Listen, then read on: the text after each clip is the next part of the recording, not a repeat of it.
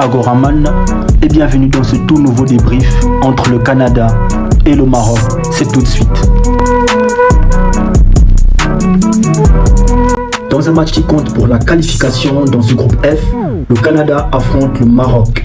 On ne change pas l'équipe qui gagne. Le Maroc reste sur son traditionnel 3-4-3 façon Regragui, avec le retour du gardien sévillan Yacine Bono, lui qui avait été remplacé par Mounir dû à quelques vertiges juste après l'hymne marocain. Côté fédérable, je note l'absence de Jonathan David dans le 11 de départ et bien sûr la présence de Davis et Bushman pour apporter leur sagacité à l'attaque canadienne dans une formation très offensive. Première action sur une mauvaise lecture du gardien canadien Bourjan donne une offrande à Ziyech qui ne se loupe pas et s'offre un petit lob. 1-0 pour le Maroc.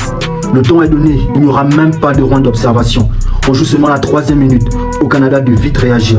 Dans cette première mi-temps, je constate un Canada dépassé malgré de belles occasions loin des 20 mètres de Bono. Un manque d'expérience, de qualité en termes de milieu de terrain capable de porter le ballon vers l'attaque pour rivaliser avec le milieu marocain qui lui s'installe timidement mais sûrement.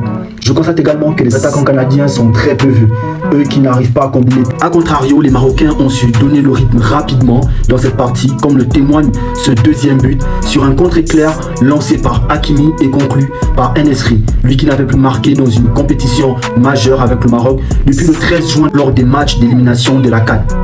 Même s'ils se sont fait un peu peur, les Lions de l'Atlas disposent du Canada 2 buts à 1. Une victoire synonyme également de première place étant donné le score nul de Croatie-Belgique, mais également élimination directe pour cette équipe du Canada qui n'aura malheureusement pas réussi à engranger le moindre point.